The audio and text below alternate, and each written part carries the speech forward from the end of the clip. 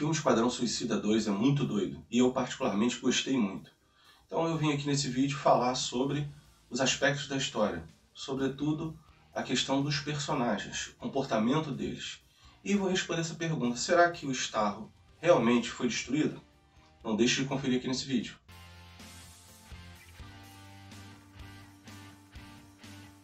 E aí pessoal, tudo tranquilo? Meu nome é Pablo Vital e esse é o canal Network Nerd. Eu vou falar, como já adiantei aí, vou falar sobre o filme Esquadrão Suicida 2, seus personagens e como eles foram adaptados ali para o filme. E levantar algumas questões a respeito disso. E também essa pergunta que eu fiz ali no início: será que o Starro realmente foi destruído? Nós vamos conferir tudo isso, mas antes eu peço para que vocês deixem aquela força com o seu like e se inscrevendo se não for inscrito. Desde já agradeço, muito obrigado e vamos lá. Vou começar falando daquela cena no início ali do filme, onde uma parte da equipe, uma parte do Esquadrão Suicida, está invadindo o Corto Maltese. E eles são emboscados e tudo aquilo ali não passa, na verdade, de uma cortina de fumaça, uma trama que a Amanda Waller fez para que a outra equipe conseguisse se filtrar de maneira tranquila. Em primeiro lugar, a questão da personagem, Amanda Waller, condiz muito com o que ela é na HQ. Aliás, esse trabalho já tinha sido feito no Esquadrão Suicida 1 e foi muito bem feito. Ela realmente, a personagem ali do filme, é muito semelhante ao que nós temos nos quadrinhos. E também uma outra questão que envolve todo o filme, a questão do grotesco, a questão da violência. Eu vi algumas pessoas reclamando e tal, mas é aquilo, é a proposta do filme, a classificação etária do filme já denuncia aquele tipo de coisa. Então, sobre esse aspecto ali, naquele início, só verificando essa questão do grotesco, nós vamos ver muito essa violência, muito ao longo de todo o filme, e a questão da Amanda Waller, que ela está muito bem adaptada. Eu vou falar aqui sobre os personagens que permaneceram vivos ao longo da maior parte do filme, pelo menos. A equipe principal ali daquele filme, e não aquela que foi boi de piranha ali, logo no início. E vou começar falando aqui agora sobre o Tubarão Rei. O Tubarão Rei, ele foi um personagem que eu gostei muito no filme. E eu até, vamos dizer assim, tive até um comentário ali no meu vídeo anterior que eu fiz de uma teoria, que eu errei feio, falando sobre a questão do Tubarão Rei contra o Starro. O Tubarão Rei foi adaptado, uma adaptação possível que tem nos quadrinhos. Ele tem alguns aspectos diferentes, ele tem algumas versões diferentes. O personagem. Pegaram uma das versões e, diga-se de passagem, ele ficou um personagem muito legal, um dos alívios cômicos, ali do filme, e ele manteve os poderes dele, Agora, com relação à teoria, eu falei que ele seria fundamental para derrotar o Starro. Pois bem, teve um comentário lá que falou: você errou feio, na sua teoria, mas também é o seguinte: o Starro que foi adaptado para o filme, assim, é completamente diferente do que nós temos no HQ. Ele foi muito nerfado. Se fosse realmente adaptado como no HQ, seria diferente a questão. Mas eu até, para dar mais explanações aqui, para dar mais detalhes, eu vou falar do Starro mais adiante aqui nesse vídeo. E se quiserem mais saber sobre essa teoria que eu fiz anteriormente, sobre o Nanaue e sobre o Starro, podem verificar aqui nesse card. Agora falando do Pacificador. É um personagem que eu gostei muito também, foi interpretado pelo John Cena, mandou muito bem no papel, ele incorporou aquele ambiente doido do James Gunn, os personagens ali, aquela equipe maluca que é o Esquadrão Suicida. Eu só senti falta em relação aos quadrinhos da questão da esquizofrenia dele, questão das vozes que ele ouve, aquela relação com o capacete e tudo mais. Então acho que faltou esse aspecto aí do background do personagem original das HQs. Mas eu acho que de repente isso vai ser tratado melhor na série que está para ser produzida sobre o Pacificador. Inclusive depois, como nós vimos, dessa experiência de quase morte que ele teve no filme, ele de repente vai voltar com essa esquizofrenia para a série que vai ser ainda filmada. Então, vamos aguardar aí, mas mesmo assim foi um personagem muito legal. Falando agora do Bolinhas. Se ele fosse adaptado como é nas HQs, os poderes dele se limitariam a retirar, transformar as bolinhas coloridas que tem no seu uniforme ali e lançar no adversário. Cada cor da bolinha tem um poder diferente. Seria muito esquisito. E a adaptação foi muito legal. Essa mudança aí para essa questão desse vírus e aquela questão que ele manda rajada de bolinhas coloridas e meio que desintegra o que toca, foi muito bem feita assim, a adaptação. Eu gostei muito.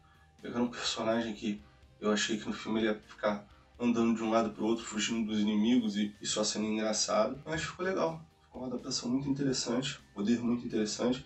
E aquela questão com a mãe dele, aquela questão da depressão também, acho que foi um ponto legal ali também que foi dado a esse personagem. Em seguida nós temos Rick Flag. Ele já tinha sido visto no primeiro filme do Esquadrão Suicida. E é semelhante ali o que foi construído, o personagem que foi construído nos filmes, é semelhante ao que nós temos nas HQs. Ele é um cara carismático, então muita gente ficou surpresa com a morte dele. Mas, na verdade, era previsível para a questão que se tem nas HQs. Nas HQs, o contexto era diferente, mas o local era o mesmo. Jotunheim. O Rick Flag é dado como morto quando ele faz uma missão com o Esquadrão Suicida em Jotunheim.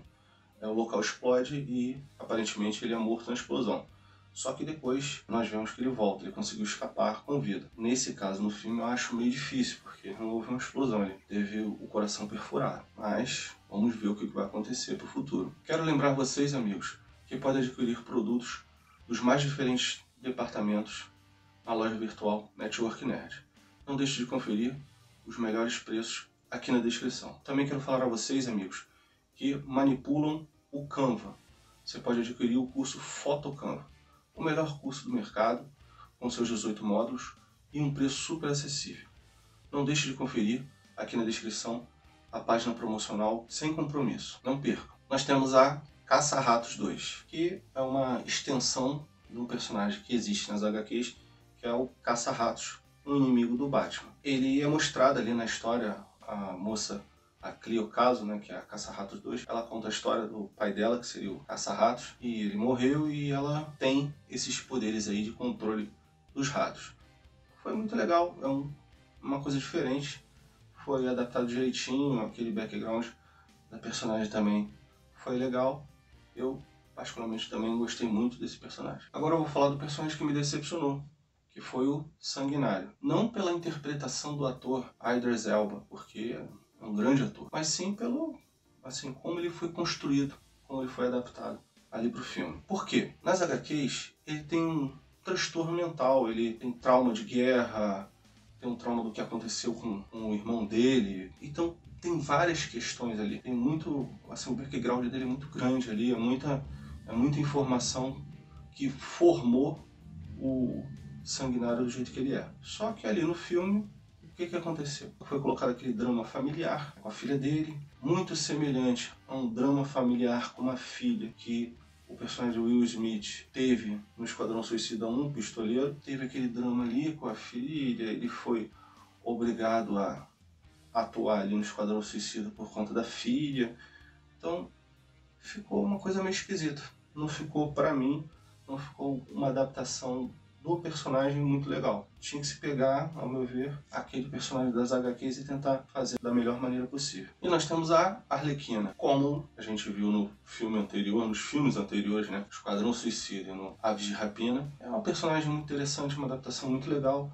A atriz também é muito legal. E não foi diferente no Esquadrão Suicida 2. Só algumas observações aqui. O Esquadrão Suicida 2, nós podemos ver que ele é a continuação para a Arlequina, né, do filme Aves de Rapina. Por quê? Ela ali demonstra a raiva que ela tá do Coringa, o rancor que ela tá do Coringa. Então, ou seja, entre o Esquadrão Suicida 1 e o Esquadrão Suicida 2, teve o filme Aves de Rapina e isso foi demonstrado ali no roteiro. Outra questão foi muito interessante, assim, como o James Gunn colocou a loucura da Arlequina.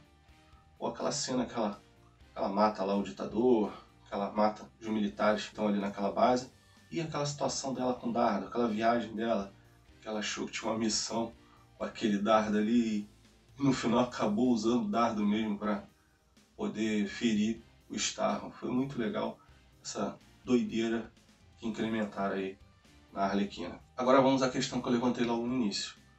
O Starro foi destruído? E a resposta é sim. Valeu, acabou o vídeo, até mais. Não, brincadeira. Realmente eu acho que o Starro foi destruído, mas vou lembrar aqui um ponto. Como eu já disse anteriormente e fiz no outro vídeo, aquele Starro que foi adaptado ali para o filme, ele é muito fraco em relação ao original das HQs. Como eu disse, ele é muito poderoso.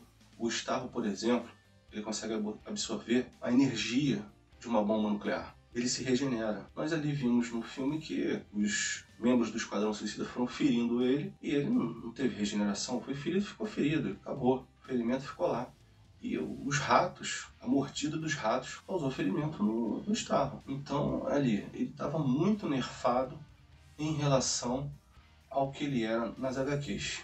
Eu até entendo que, se ele realmente fosse próximo ao que se tem nas HQs, eu ia dar para o Esquadrão Suicida derrotar. A não ser que tivesse um protagonismo ali, uma questão de roteiro muito forte, muito doida, para vencê-lo. Por isso que, na teoria que eu fiz, o Nanaue, que é notoriamente o mais poderoso da equipe, ele é quem fazia frente ao Starro. E entre outras questões. Também quero lembrar aqui uma outra situação, uma outra adaptação que foi feita das HQs. O local onde o Starro estava aprisionado se chamava Jotunheim. Jotunheim, nas HQs, foi um local também que o Esquadrão Suicida teve uma missão. Só que nesse local havia a base de um grupo terrorista chamado Jihad. Então assim, completamente diferente. O local, uma torre ali e tal, com o nome Jotunheim, mas os propósitos completamente diferentes entre a HQ e o filme do Esquadrão Suicida 2. Agora, o outro ponto. Jotunheim é também, na mitologia nórdica, o mundo dos gigantes de gelo. Gigante, a gente nem precisa falar que o Starro é um ser gigante e ele estava aprisionado em Jotunheim. Ok. Agora, a questão do gelo. Como eu salientei nas HQs, apesar de ser um monstro muito poderoso, o Starro tem fraqueza contra o frio. Então, de repente, essa questão do Jotunheim tem essa referência, os dois aspectos. Tanto a questão de ser um gigante, tanto a questão do frio. A gente não sabe se foi só uma coincidência. Agora, por que eu fiz aquela pergunta lá no início? Eu acho que, como eu falei aqui, aquele Starro foi derrotado, foi destruído. Mas, pô, ele ficou aprisionado 30 anos ali em Jotunheim. Foram feitas uma série de pesquisas nele, tem muitos dados, ele tem muitas amostras.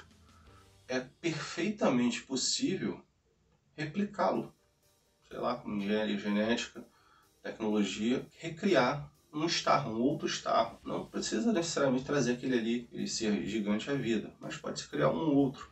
E aí sim, de repente, essa nova versão do Starro vai dar mais trabalho, porque ela vai ser uma versão mais elaborada, com poder maior e realmente mais próximo do que nós temos na HQ. E aí, pessoal, o que vocês acharam do filme? Concordam com esses aspectos que eu levantei aqui sobre os personagens? Acreditam que é possível o retorno do Starro, como eu mencionei aqui? Deixe aqui seus comentários. Eu também peço que vocês participem com o seu like e a sua inscrição. Vocês ajudam muito a gente a crescer cada vez mais aqui no canal. Desde já agradeço, muito obrigado e até a próxima.